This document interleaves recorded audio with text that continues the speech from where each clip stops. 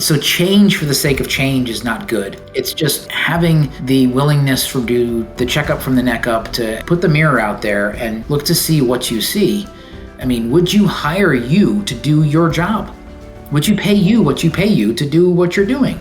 Like, are you delivering on the value proposition of time, money that you get paid? And if the answer is no, then you have to find somebody who's going to do it better or be the better person to do it better. And again, it's not change for the sake of change. It's change that's going to get you towards the direction that you're trying to go. Hey guys, Damian Stevens, host of MSP Mindset. Today, I continue on my mission to interview 100 of the most interesting and fastest growing MSPs on the planet, and I'm blessed to be joined by Stuart Bryan of IM Technology. Now, even though he's one of the 500 fastest growing MSPs on the planet, he was super open and candid about how he hit this glass ceiling at 500K and year after year after year could not grow his MSP until he realized the law of the lid taught him that he was the thing holding his MSP back. He needed to upgrade his mindset in order to upgrade his outcome.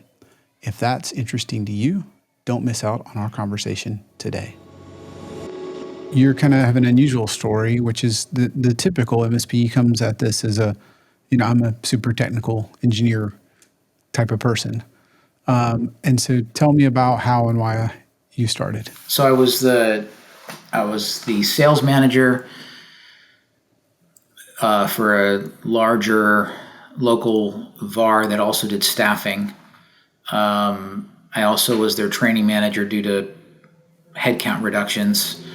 Ran our Microsoft training center, and then I also did technical sales, engineering, conversations, etc. Plus also did selling as well. So I had lots of different hats on that were not really necessarily related, but that company did IT support for a very large Fortune 100 company and did staffing for them all over the place. And we did fulfillment for them from a procurement standpoint all over the world, in fact.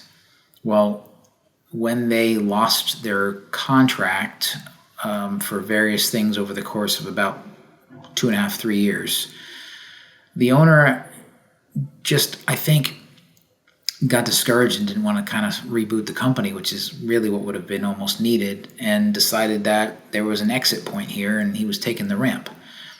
And so I went to, I had a non-compete that was pretty well written, and I said, what are we going to do with our clients? And he said, I don't really care. It's not my problem once we close. And I said, well, can I have some of them? And he said, sure, go talk to AR. And so I went down there and I asked them one simple question: who pays their bills early and on time? Yeah, there you go. And I walked back up to him with that list, some of whom weren't even my clients. They were other salespeople's clients. And he got out a red pen, literally, and drew lines through everybody I couldn't have. And then word of what I'd done got around. And literally out of that company, 5 IT companies launched. Wow. So, and there are 2 left. So 21 years later. But bottom line is I came at it from a salesperson point of view, not from an engineer. My mistake was I had audited all of our training classes and I hired myself as our first technician. So if I could do anything over again, I would have actually hired a technician and stayed in sales full time. But yeah, so tell me about that. Was it how many years you were kind of flat when you started, growth wise? We grew steadily for the first 5 years till 2008. 2008, we lost 100% of our municipal K through 12 clients in a single year. Oh, wow. Due to some local municipal drama that we were not involved in directly, and but we were given the axe as a result. But that was also the year that I launched our MSP practice, and so that saved our bacon. I thank God that that actually happened, because without it, we would have died. We would have been gone. And 2008 wasn't a great year for many reasons, but that just compounded it. And so, literally, our line of credit was called, and it turned out that Bank of America used it as an investment vehicle for a single human, and he wanted his money back. And they said, "We're calling you line of credit." I said, "Oh, okay. Why is that?" They said, "Well, the investor singular, wants his money back." And I thought, what? How is this even possible? This is Bank of America. Right. Anyway, yeah. Or we could convert it to a 24.9% loan, which seems reasonable, I guess. So needless to say, we paid that off. But the bottom line is that after that, from about 2009 to 2000, well, I guess we grew from 2008 through till right around 2009. A couple of years we grew again, but then we kind of got stuck right around $500,000, and we couldn't seem to get too far past it. And it wasn't until I joined a peer group that involved marketing as well, because I had been involved in peer groups since shortly after I started the MSP side in 2008,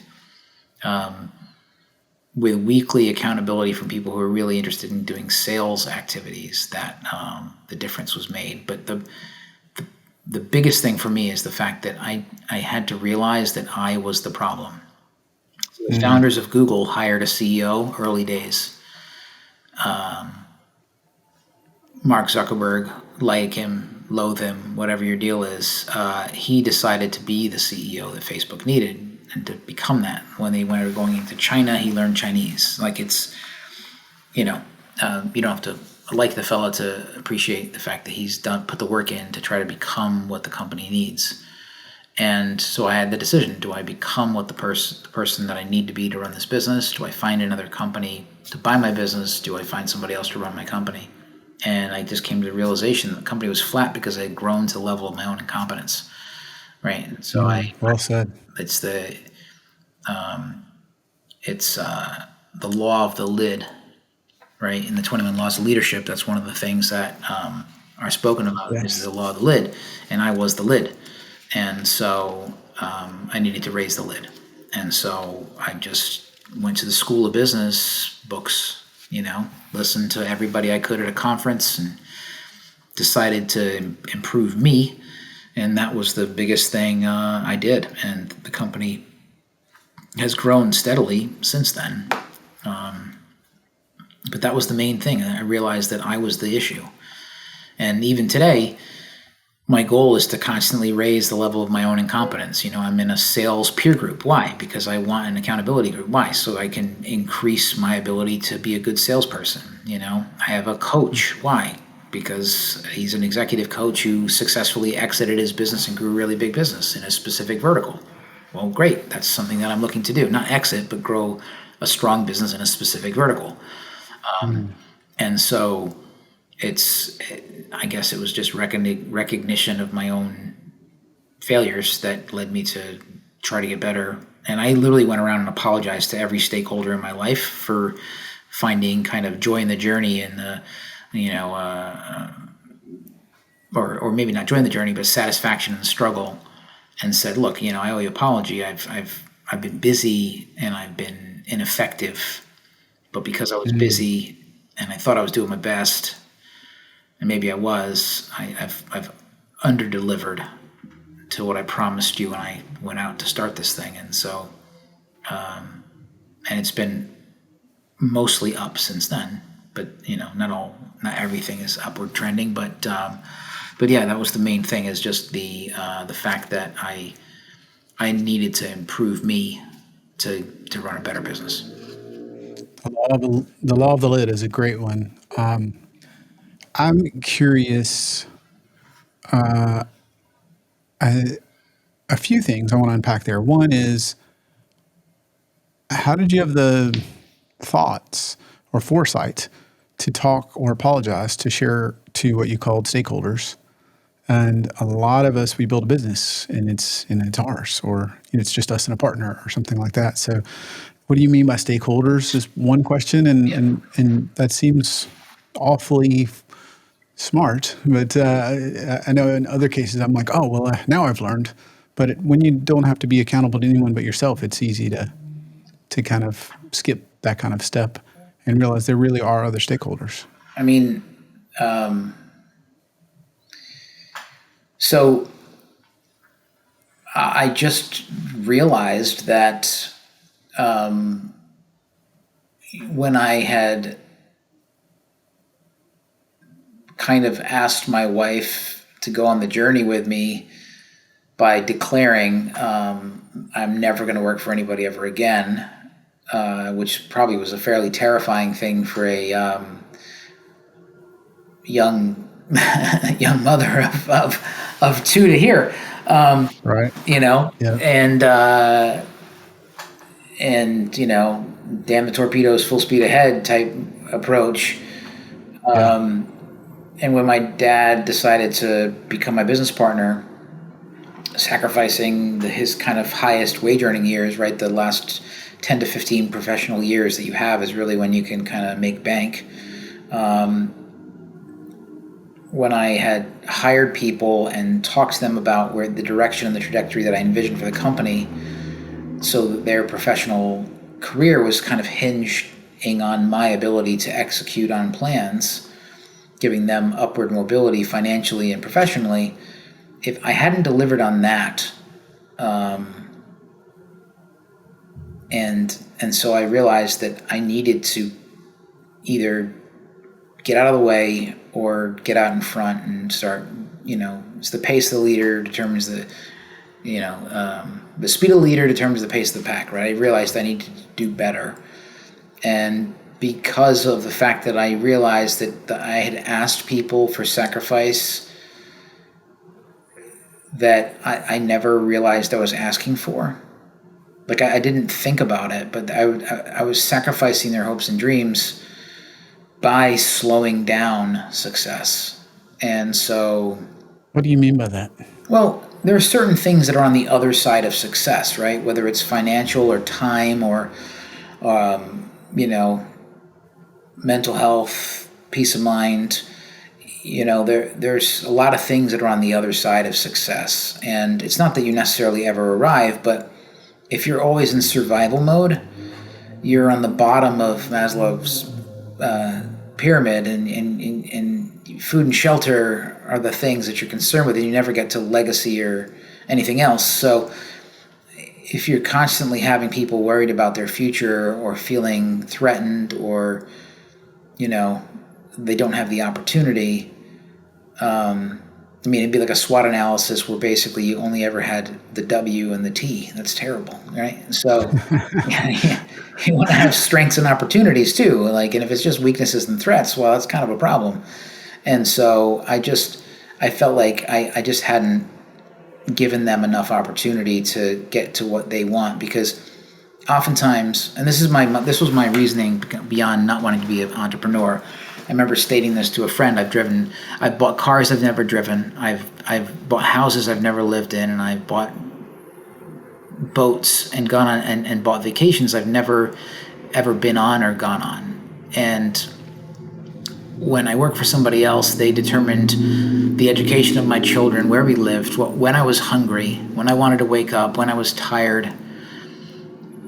And I just, that's the level of trust that someone puts their life, that someone puts in their employer.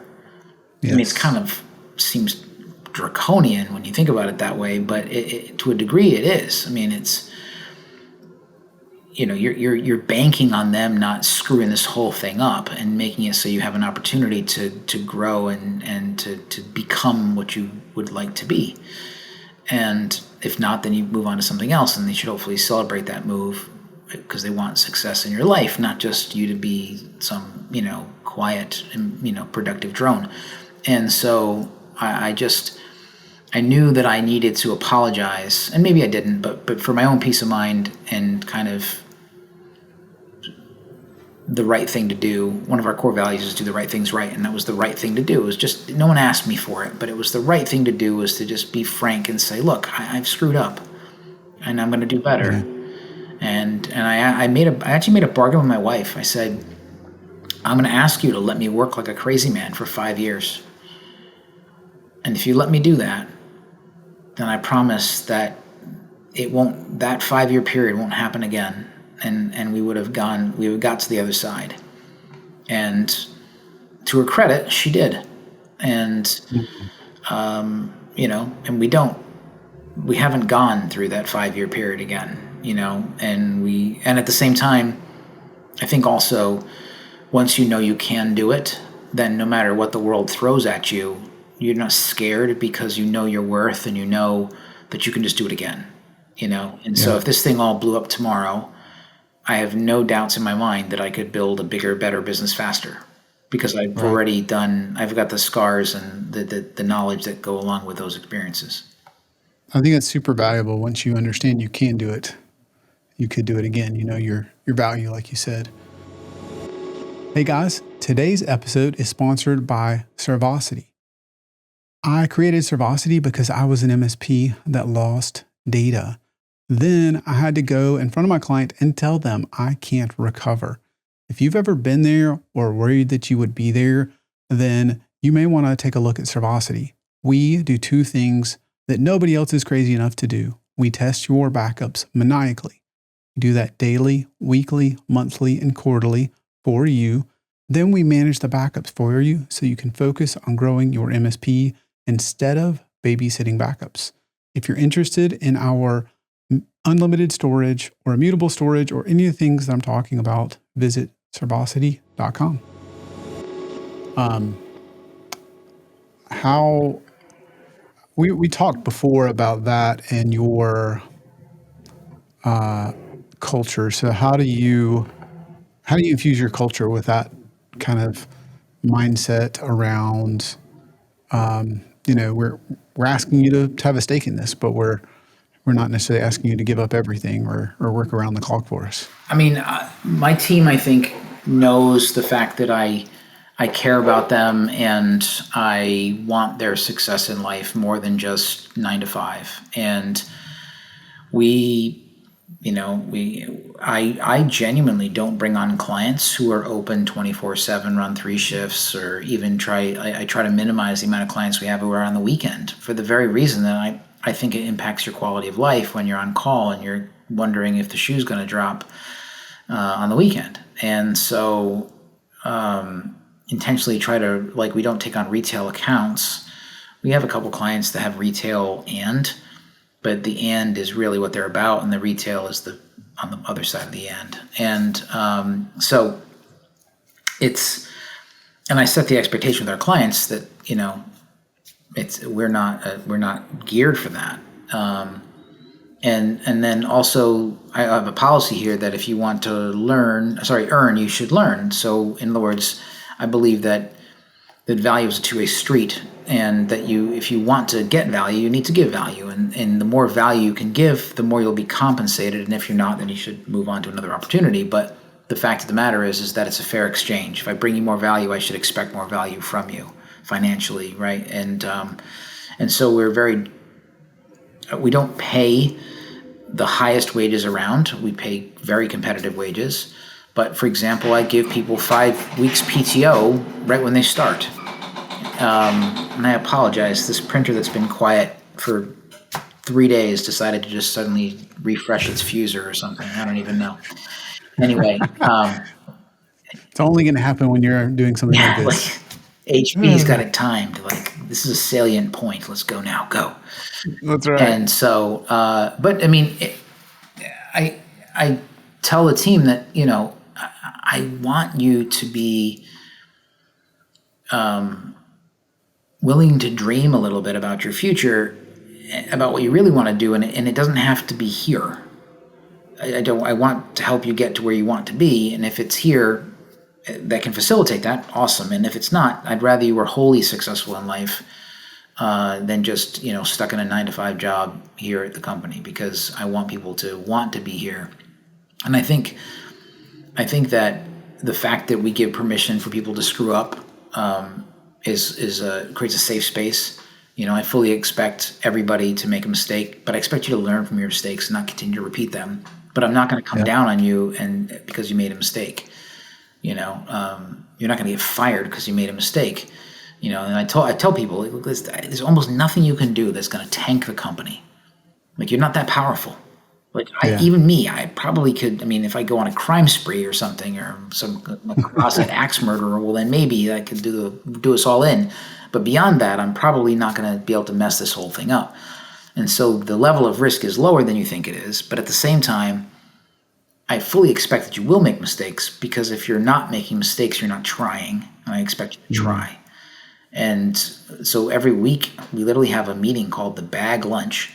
And people have to bring something bad and then hopefully something good that happened that week. And the bads are, what can we avoid in the future through process, training, procedure, communication? In other words, how can we figure it out? If it's just a thing that happened that was a bad, you made a mistake and you won't make it again, that's not worthy of it. But if it's something that we can troubleshoot to figure out how to make it better, then that's good. And sometimes I've been the subject of the bag lunch. Like, I've been the bad, done the thing or whatever the situation is. And so, for example, I require everybody to be on camera because it's a whole lot harder to be a jerk to somebody if you're looking at them in the face, even across, Teams or Zoom. So, and the goal is to continually improve, but you only do that if you're looking at your failures and learning from them. Right? There's a great book called The Gap versus the Gain from Dr. Ben Hardy and I love that Sullivan. book. And it's look forward but measure backwards, right? So don't discourage yourself by keep resetting in front of yourself, but instead go back and look to see how far have we come. Great, this is showing progress. Let's celebrate that, and now let's continue to do this slog, up the mountain. And but if you can, so you have to celebrate the things, but at the same time, you also, I think, need to look for like it says in the book, you look for the lessons and the losses instead of just the wins. You understand, what can we draw from this and learn and improve, and then and life is about iteration anyway. It's just continual small changes to get better and to continue to improve. Very few things are just transformational, Right. There's a few things that are like that in life, but a lot of the times it's just iterative. Yeah, I completely understand that. Tell me if this is accurate. We found some stuff from a podcast you did before, and I think you said something to the effect of you maybe have a quarter of the customers you had 10 years ago. Yeah, we had more. We had over at one point. I think we had over 300 clients. We now have 50. And revenue is down or up? It's same multiples of what it was back then. Yeah, so I love that because it's counterintuitive, but it also goes to focus and I think a few other things. But I'll let you say them. How do you go from 300 to 50-ish or whatever the number is, and more, not even the same, more revenue, multiples more revenue? Everybody's designed to serve somebody, some type of business best, and I think that if you can figure out what that is and lean into that, then you will be able to deliver the most value and derive the most value from it. And a great book by Mike McCallum, it's called The Pumpkin Plan. That was the kind of trigger that unlocked that for me and my business partner, my dad at the time. And we pumpkin planned our business back in 2014. And I shut down 2 portions of our business and fired a bunch of clients. And it was great. I mean, I was probably too aggressive. I hurt us for a couple years after that financially by being a little too aggressive with that. I should have slowed my roll, and I should have slowed my roll a little bit instead of being like, "That's it, you're gone." I love that because you have so many. You've got this measured business and measurements and KPIs and metrics and all these things. You say you seem so measured, and I think I would have been scared to let go, and you kind of burned your boats. Yeah, I mean,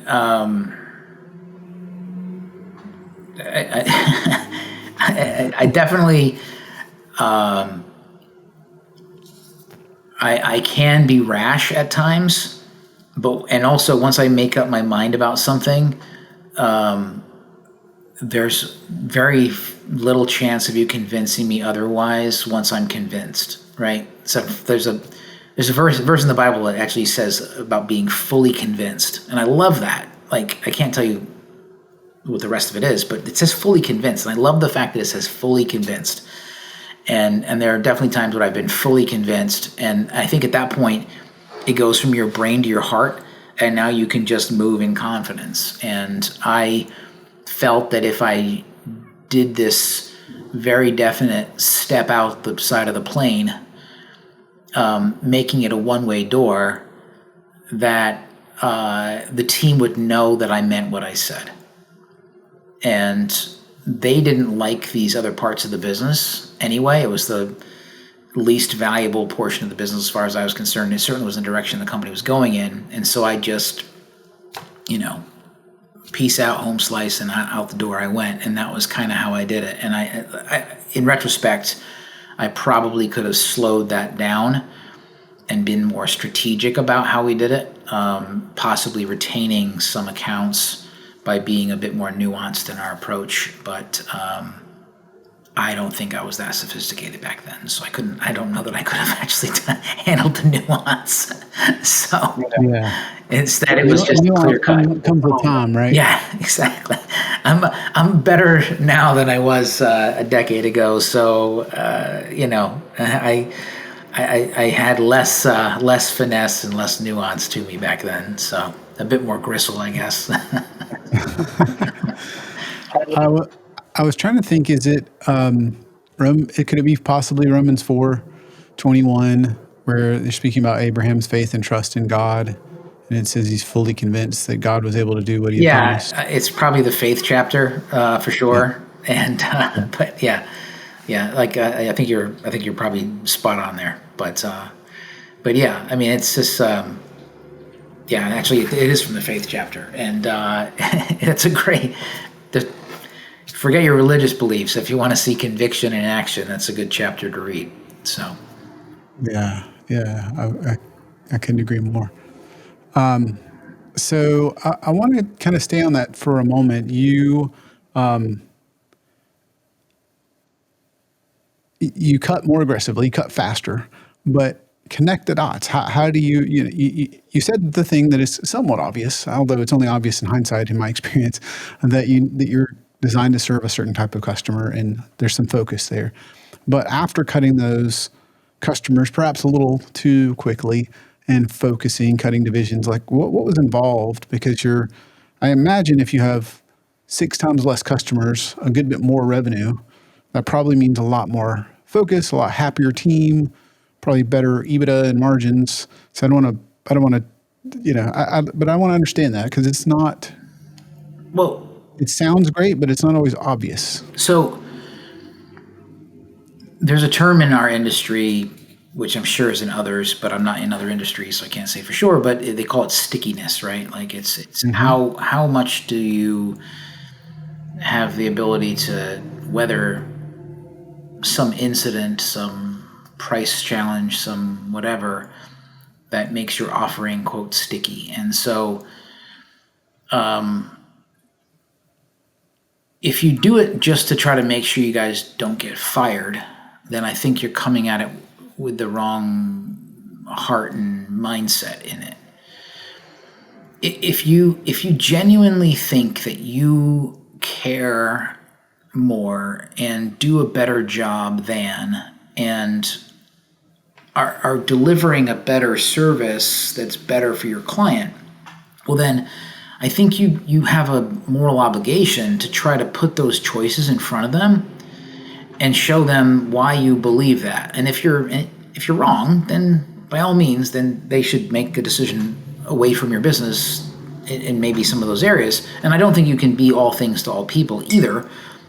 But at the same time, I do think you have the ability an obligation to bring forth products that and services that align with what you're doing and help your client in certain ways. And so for us, we do less now than we did 10 years ago. But the things we do better. And the things that we don't do, we now refer to really good partners who are excellent.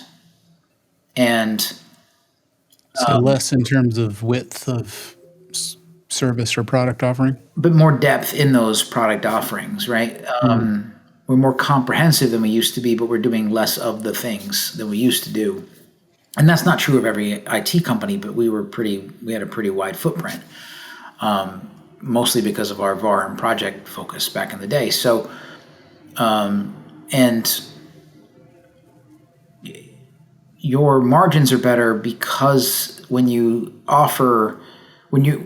so I was in a meeting yesterday, and the guy next to me was talking about his lack of standardization. He didn't frame it that way.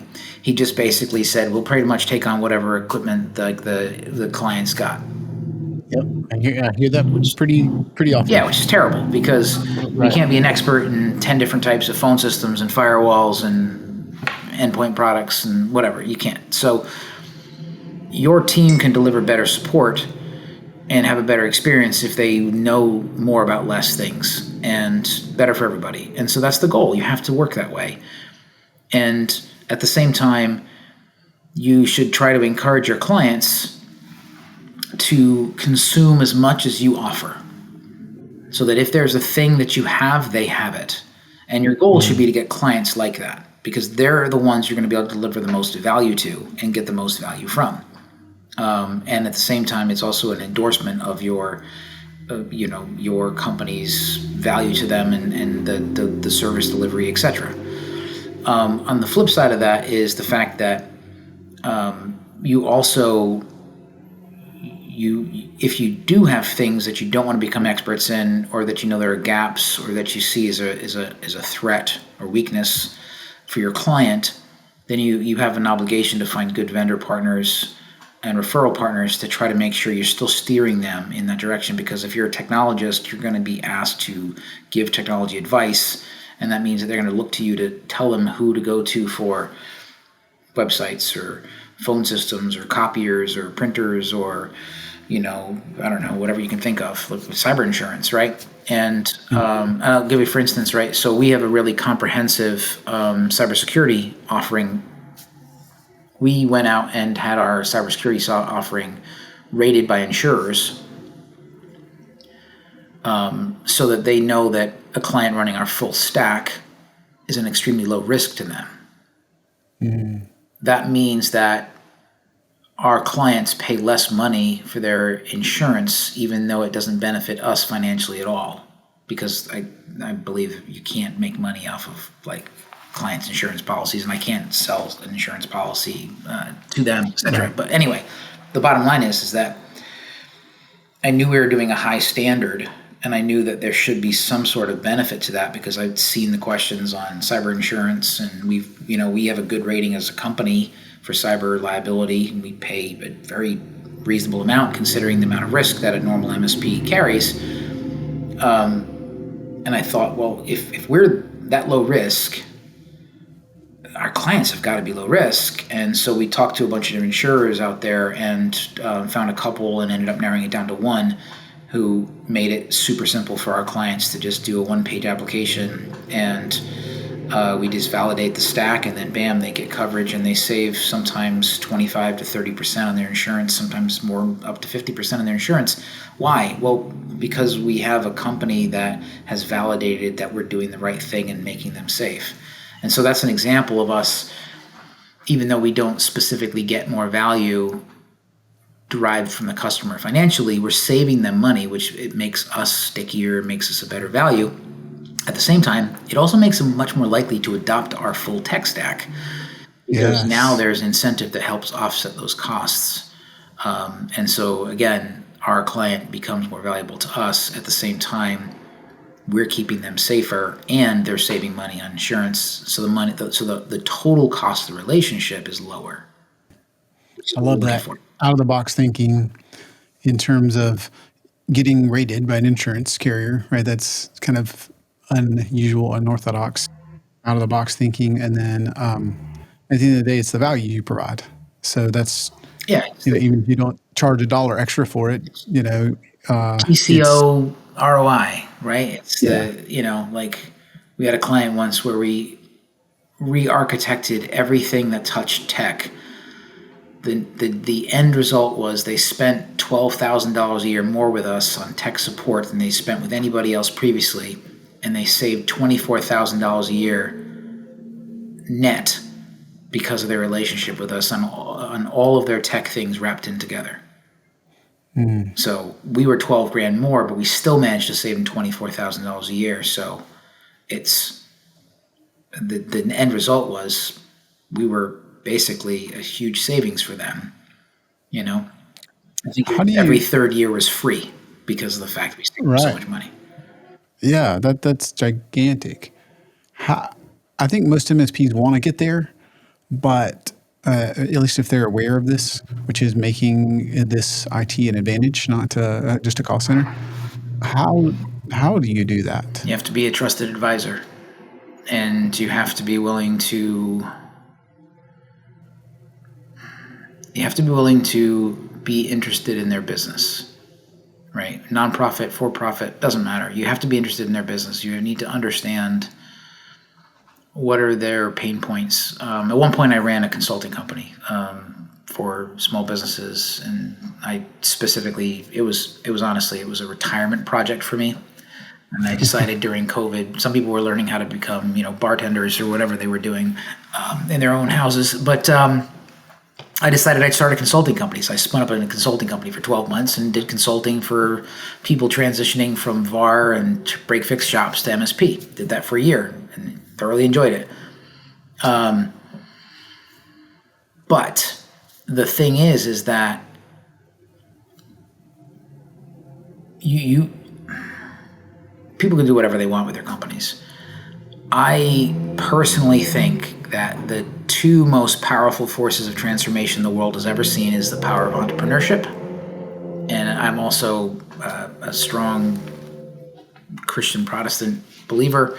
And the other one is basically salvation in Jesus. And the transformative, and I'm just speaking personally, I know what my life was pre, and I know what it's been since. And transformed is the only way I can describe both those experiences.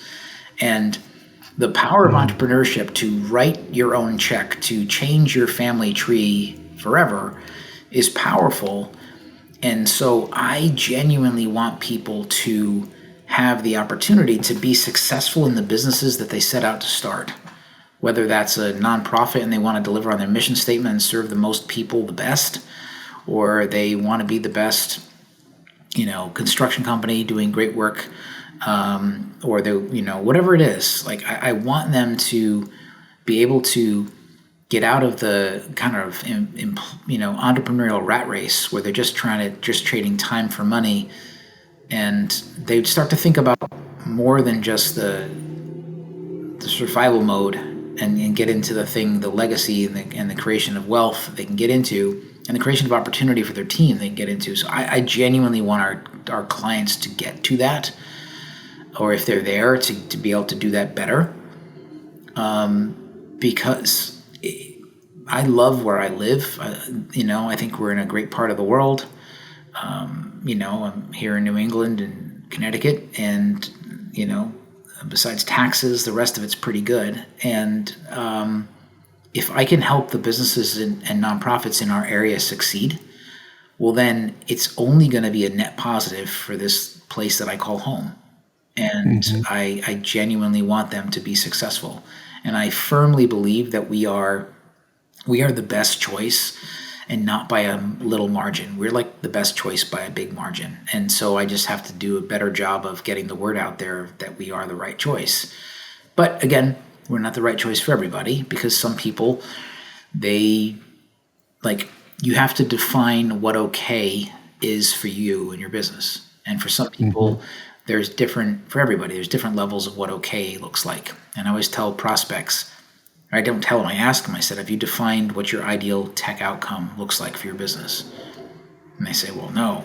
Most of them say no. And I say, well, if you don't know what success looks like, then you're going to be defined by whatever the success looks like for the vendor that you hire. because their definition of tech success might not be the same as yours, and you're going to be frustrated. So you could overbuy or you could underbuy, but you need to know what you want. It's like going into a restaurant and not having any idea what you want.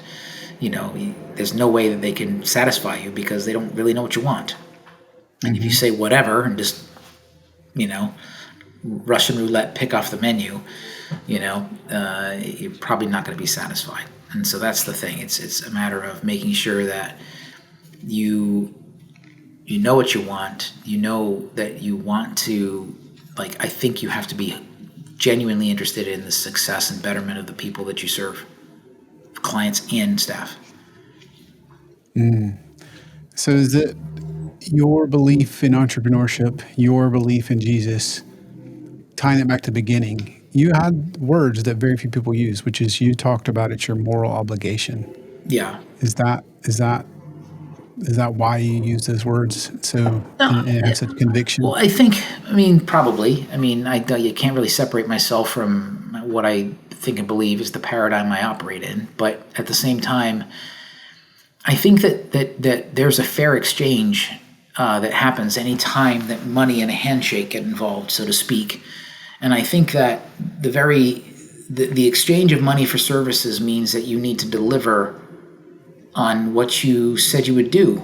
I'm the kind of person that I don't need a thank you from somebody who pays me because the fact they paid me is the thank you. Now, I know that's not everybody. It's not how everybody's wired, but that's how I'm wired. And so I expect people to be like, the movie cowboys of old, where their word is their bond and they're just going to do the thing. And so I think that there is a certain moral code in that, and I don't think it's necessarily even religious. To me, it's just logical. If I say, if I look at my culture index score, my logic and versus my emotion, I'm way on the logic side. Not quite a robot, but I'm way on the right hand side of that scale. To me, it's logical that if I state I'm going to do something, that I then do it. And if I do it, I need to do it with the, to either the level of their expectation for how I will do it, or better than their expectation on how they do it. In the Bible, it does say, do things unto the Lord, right? But not everybody believes what I believe, and so let's throw that out. So instead, how about you just do it to the level of expectation that would be considered to be at least industry standard for doing the thing, or for what you'd be satisfied for that. And that's that's a bit more dangerous, because some people will eat crap food and think it's amazing. Like the first burger I ever had when I moved here from England as a little boy was a McDonald's cheeseburger, and I thought it was the most amazing burger I'd ever had. But that was based on a sample size of one burger, Yeah. And so today I wouldn't eat a McDonald's burger, but and if you like them, God bless you. But but the fact of the matter is that it's understanding what are the expectations that your clients have. And I think you can find that if you just look at your sales talk track. You're communicating what you think is success to your prospects. And if you don't deliver on that, then you're not delivering on your brand promise. And I think that's where the obligation comes in, where you just need to do the things that you said you're going to do and how you said you're going to do them. And more than anything, when I'm in prospect meetings, that is what I hear, is the fact that they just don't feel like the other people care or do the things to the level that they should or could or did. And I think that's the big miss. I think that you have to, everybody's slightly different. The best burger I ever had was at a Denny's, and I've eaten really fancy burgers, but it was a Denny's burger that was amazing. I don't know. I won't apologize for it. I've never had a good burger there since, but that one was amazing. Maybe the chef immediately left, went to a Michelin star restaurant after that. She made my burger, but the point is that there has to be some sort of standard. We have to deliver on it, and it needs to be, in my opinion, it shouldn't just be flat. It should be consistently getting better, because you as a company should be getting better. Your skill sets should be being raised because you are doing it longer, better. So a company who's been with you for 5 years should appreciate the services you deliver more now because you should be better than you were 5 years ago. Well, Stuart, you're so passionate about helping others with your consulting business you did for a year. I can tell that comes through in everything that you were saying. But you were open. You hit that wall around $500,000 in revenue. I know so many MSPs, they never break past that. So if they're a 500,000, a million, I don't know, just anywhere in that ballpark or whatever wall it is, you've really grown more than most any MSP. What what's the what should they look for? What is it that you feel like has helped break through since then? There's a good book by Mike Michalowicz, who I'm a big fan of and friend of, wrote called "Fix This Next," and it basically he talks about Maslow's kind of pyramid, but in the sense of a business version of that. And I'm going to copy on it right there. And it's the problem is that being busy doesn't fix the problem. And even making a change doesn't fix the problem. What fixes the problem is when you identify what's broken and then you look to see where you want to get, and then you only come up with a solution that addresses what's broken in the direction that you're trying to go. Because you can just change. It's like there's a movie called Buckaroo Banzai. It's a terrible film. I wouldn't recommend it to anybody, but there's a famous line in it where it's wherever I go, there I am. Right? Or wherever you go, there you are, right? The problem is that, when you're on your 7th failed marriage and you think that all the women in the world suck, the problem is the only constant was you, pal. Like maybe you're the problem and not the 7 women, Yeah. And that's the thing. And so change for the sake of change is not good. It's just having the willingness to do the checkup from the neck up to have put the mirror out there and just look to see what you see. I mean, would you hire you to do your job? Would you pay you what you pay you to do what you're doing? Like, are you delivering on the value proposition of time, money that you get paid? And if the answer is no, then you have to find somebody who's going to do it better or be the better person to do it better. And that's just it. And again, it's not change for the sake of change. It's change that's going to get you towards the direction that you're trying to go. Because if you just want to get out of the circle, any way out of the circle is out of the circle. But if you are trying to get from point A to point B, plagiarizing the heck out of Fix This Next, but you're better off trying to go from A to B by moving in the direction of B. Even if it's like tacking, like you're on a sailboat and you go a little bit away, you're still moving in the direction of B ultimately. And that's really what you want. You want to continue to look for the stucks, the things that are broken, and then move in those directions that get you there. Was there an inflection point or something that just the straw that broke the camel's back where you said, I've got to be that? Where you kind of realized that, I've been maybe not only not changing, but changing for change's sake. Was there anything that helped you kind of say, oh, I need to go from A to B? I'll be frank with you. I can't get into the mindset of the person who made that decision any longer. I'm sure there was an inflection point where I knew I had to make a change. If there's anything, I would say it probably coincided with my 35th birthday, because that's the first age I ever remember my dad being. He was obviously 34 and younger, but I never knew his age. It seems weird, but I never knew his age to the point where I remembered it. And I remember thinking of how successful my dad was at the age of 35, and at the age of 35, looking at myself and wondering if I measured up. And I didn't make the shift at 35, to be frank with you, I didn't. But at the same time, that was also when I started the MSP side of the business. I was 35. And it was the beginning steps in the journey to being and running a better business. And so, and I'm sure there was probably some sort of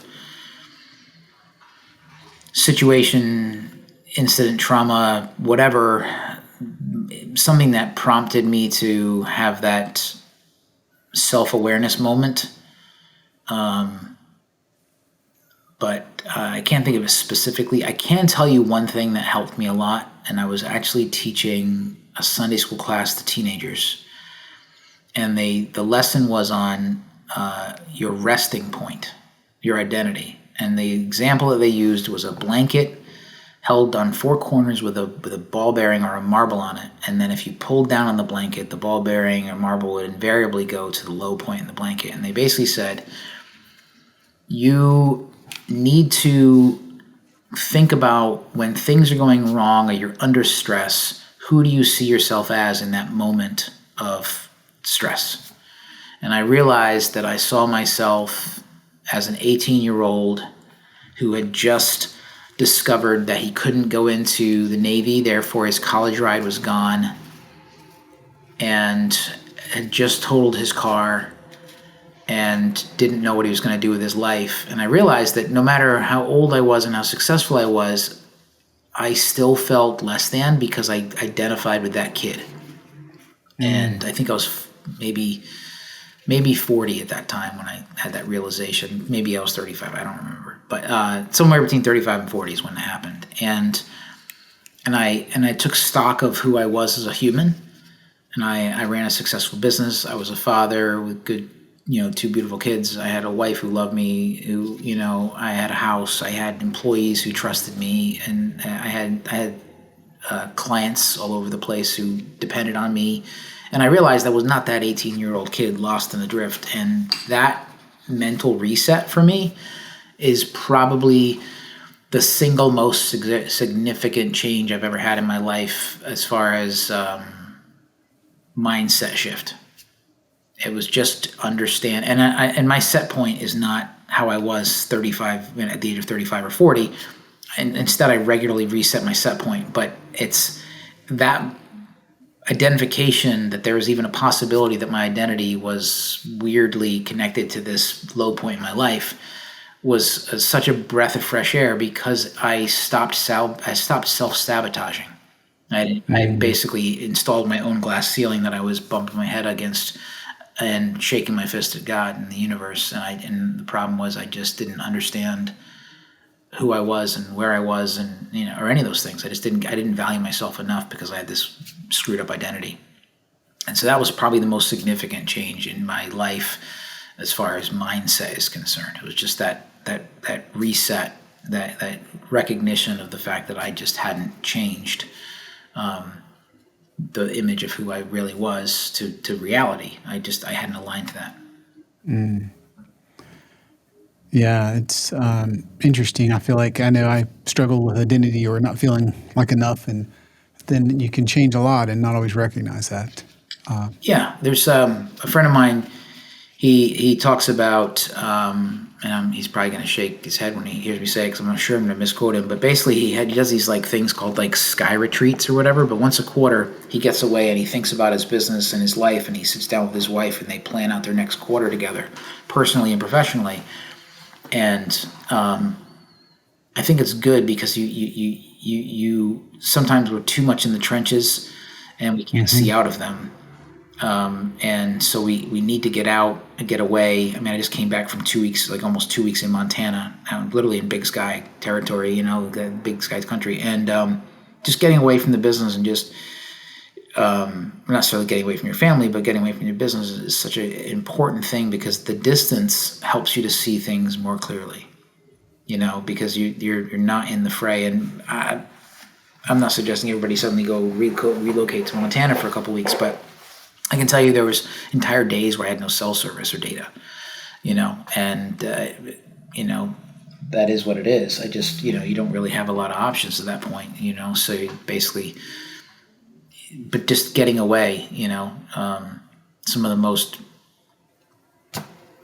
aha moments I've had have been in times where either I've been talking to somebody else who didn't know me about my life or my business, and I heard myself say the thing out loud that it seemed like I was a crazy person when I say that, because I was like, that's really stupid. Like that doesn't make any sense. And I'm now trying to justify this to a stranger who doesn't care about me or know me at all. And I'm like, why? Like, this isn't indefensible. This is ridiculous. Or you say something that you want to do and you realize, like, man, I'm passionate about that. Why am I not doing that thing?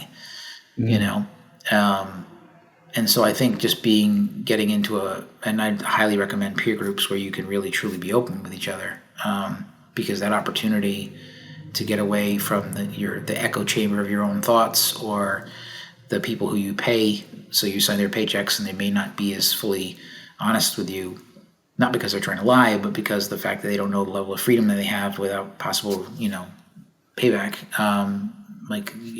It's you got to get into a place where you can actually kind of, in a cold manner, like a dispassionate way, look at the facts and sift through them and come up with a solution that's workable. And say the thing out loud that you've been thinking about that sounds amazing in your brain, and the people that you share it with go, "Are you insane? That doesn't make any sense whatsoever." Or tell me more. I'm intrigued, right? Like, it could be either reaction, but until you actually get that out into the world, and somebody who cares about you genuinely, and not looking to destroy you or make fun of you, like, they have a safe space, that makes it so you now have an opportunity to grow as an individual, and to challenge those ideas and really see where they go. And so all those things have been good things and important things, and the growth of me as a business owner, and also me as a human, and also the growth of this business has been a direct reflection of, and it's not just been me. It's like we have a fantastic team who's pulling together with me in the same direction, and I genuinely appreciate and value them. But at the same time, back to the law of the lid, if you don't make space for people like that in your organization to grow and flourish, then you need to get out of the way, because you're hurting them and your business. Well said. I want to switch gears and ask, after all these years, what would you say is the biggest lesson? Biggest lesson. Two things. One is, be patient with yourself. You don't need to be hasty in every single decision. Some you do. You need to be very decisive, but other times you can, I can't remember if it was, I'm trying to think of who actually said it. It might be Tony Robbins. It might have been Richard Branson, but basically they said I think you overestimate what you can do in a year. You underestimate what you can do in 5 or 10. And I think that, like, having the right perspective on things is super important. And part of that means being patient with yourself. And so that means that you need to have that iterative mindset to just get a little better. And thrashing around and making big changes is highly disruptive to your life and your business. And so much better to take measured steps and just continue to move forward in the direction that you want to go. So have that goal and have that vision for your business and your life. I love that. If there's one thing you could do over or change, what would that be? Hire a technician and not become that first tech. That was a critical mistake in the beginning. And if I was a technician, I would have hired a salesperson, right? Like, whatever I was doing, like, whatever you are, play to type and hire the other, like, it just... Yeah. Don't do both. I mean, you can. I just don't recommend it. If you want to grow quickly, like, you can always find people to do the things you're not good at. Just don't be so arrogant to think that you can do everything better than everybody. That's a common entrepreneurial trait. It is. That can-do attitude gets a little out of control. Speaking of common things, what's a common myth about running an MSP that you would like to dispel? I think everybody thinks that money just rolls in. I think you start an MSP and suddenly, like, a dump truck of cash just gets dumped on your lawn, and you swim through it like Scrooge McDuck, and you're gonna end up being able to sail off into the sunset with the sale of your business. I think that a common myth about running an MSP is that everybody's going to have a big cash out moment. And I think that is less likely now than probably ever before, because people understand our business is better, and so they know how to smell out a bad one from a good one. Some of the ones that sold in the last 10 years probably wouldn't be bought today, right? It just, at least certainly not at the price they were sold for. And so I think that the myth is that you can just show up and everybody throws money at you. I think you need to be a business professional, and when you run your MSP, and you need to understand the levers that you can turn to. I mean, I did one thing last year, one thing, and I added $750,000 in enterprise value to my company. One thing, executed over 90 days, and I got that information from a guy who was a consultant. And my point is that business professional. Do you know what I'm saying? That was literally, I increased my net worth by $750,000 before taxes by doing one thing different. So, can you share what that one thing is, just out of curiosity? Sure. I repriced all my agreements. I mean, instead of doing it over time, I literally went through my agreements and I checked the profitability of every single agreement, the alignment on every single agreement, and I changed the agreements. And the thing is that it's that was just a change in enterprise value, and it wasn't like there was a huge gap. It was just that, and that doesn't even talk about the amount of money that got added to our annual recurring revenue. That was just one shift, doing that one thing, And there's another thing that I'm working on next that will do that again, and it's not the same for everybody. I was a little hesitant to say what I did because the fact that it doesn't mean that that's the thing for you.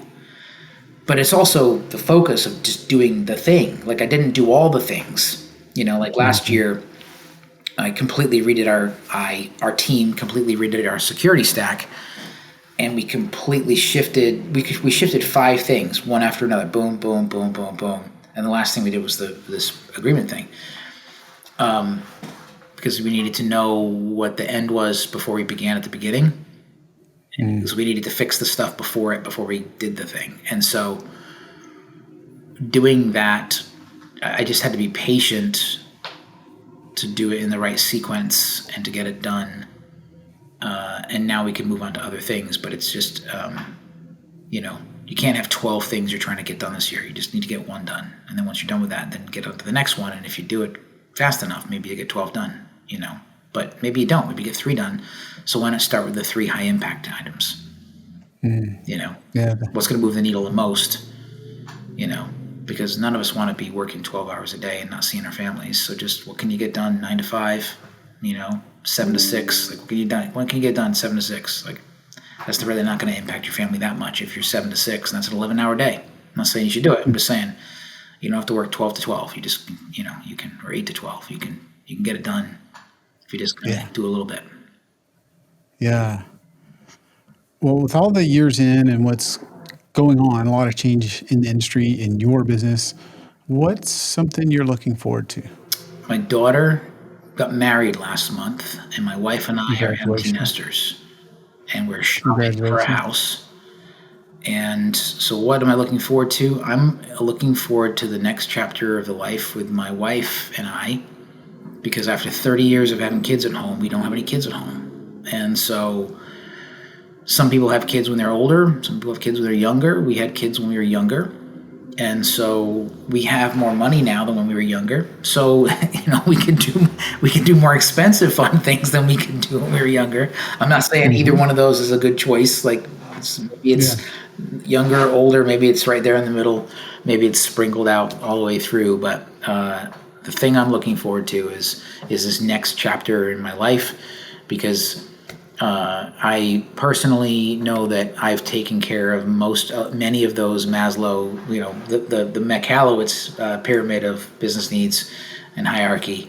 And so I'm working towards the top of the pyramid, and I'm looking forward to spending more time in the top of the pyramid, focusing on, legacy and helping our team really kind of fulfill what they're looking to do in life. And so that's what I'm most excited about this next, maybe it's another 20 years in business. I don't know. I'm not growing this thing to sell it. I'm growing this thing because I feel like we offer value to the team and to our clients, and I like making a dent in the universe for good. And so I'm looking forward to that. When you get out of the surviving mode into the thriving mode, it creates a bit more freedom to, I think, enjoy what you're doing. I love that. Congratulations. Yeah, we're not there yet where I want to be, but it's where, I at least know where my next meal's coming from. I'll say that. So There you go. Well, you're an empty nester. Like, there's a milestone to give yourself grace and right. That's right. And is there a particular area with your company and your amazing team or industry that you're looking forward to? Leaning into serving those who serve others more is really kind of what I'm looking for. Like right now, we have nonprofits that we serve. I want to serve more of them. Not to the exclusion of our other clients, but at the same time, helping nonprofits be able to run better businesses so that they can be more successful in delivering on their mission statements, brand promise, and do well. Some of the most innovative nonprofits suffer because they don't run good businesses and they don't know how to scale. And because they don't know how to scale, they never get a chance at the big grants or the big opportunities of the donors because they don't have the skeletal structure, the infrastructure to scale, or they don't have the, unfortunately, when you start a nonprofit or you start a business, you don't like maybe you're a chiropractor or a doctor or a dentist or an architect, but you might not have any business courses in your college career. You're an executive director, but you weren't taught how to run a business. You taught how to do the things, but not maybe do that, do some of those pedantic, boring business things. And so I just think that that's helping companies be able to be better businesses. That's what I enjoy the most. That's the thing that some of the things we're doing now with our clients is specifically aimed directly at that. And even some of the hires we've done recently and moving people around, it's specifically to help us really put that value add. I want to be like a value added MSP. That's a terrible acronym, so whatever. But the value I want to add is the ability to maybe that's what I'll start calling myself from now on. Be like a VA value added MSP. That'll be what we call it. But it's just I think that's the thing that I'm looking forward to doing professionally more is just being able to help people run better businesses. Not that I have all the answers, but I think sometimes just talking through their business with them, they don't have the opportunity to be in a peer group, or they don't have an opportunity to get those thoughts out of their head. And sometimes it's not been anybody who's taught me anything, or I've just been hearing myself say something out loud, and I go, either the BSO meter goes off and I sniff it out myself, or I hear myself say something and I go, man, there's an opportunity here. I'd like to do more of that, less of that, whatever the deal is. What's the one book you would recommend after all that you've read, all that you know, that you think would help others the most? So those are the business books that have been most influential in the last couple of years for me. All right. I see a lot of Benjamin Hardy, Dan Sullivan over there. So it's I was on a little kick there for a while with that, but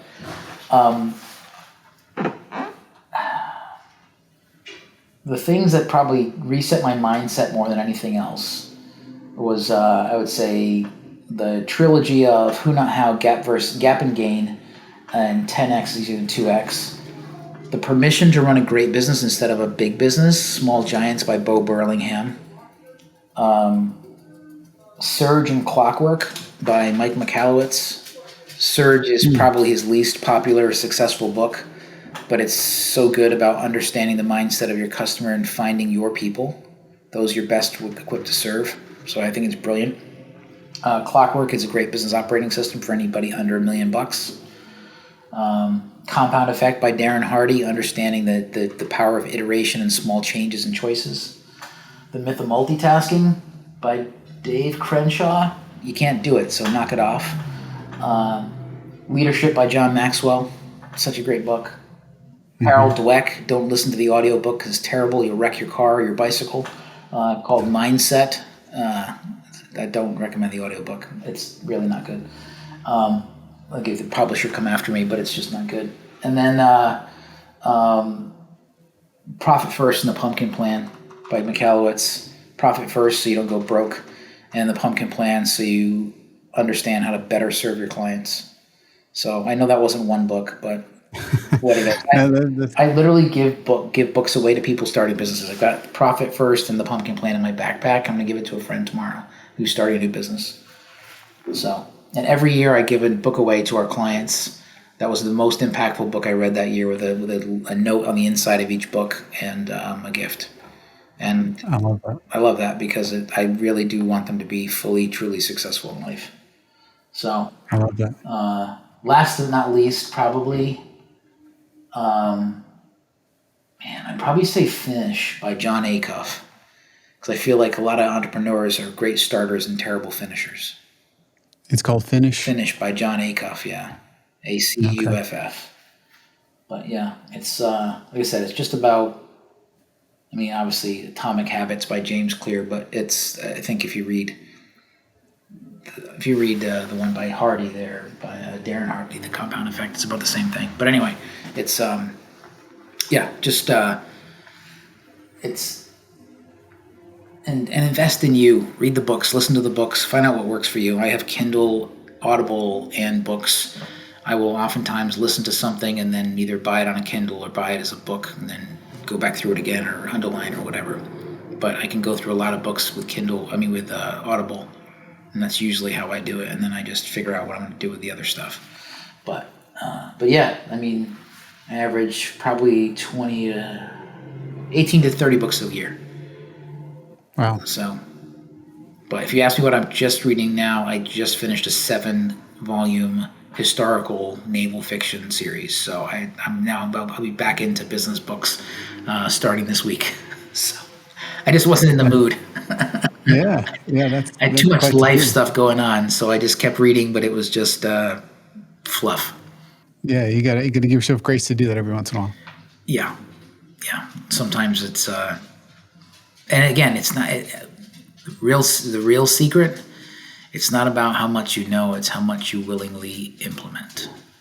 Mm-hmm. Couldn't agree more. The things that frustrate me the most are the things that I knew that I didn't do. Mm-hmm.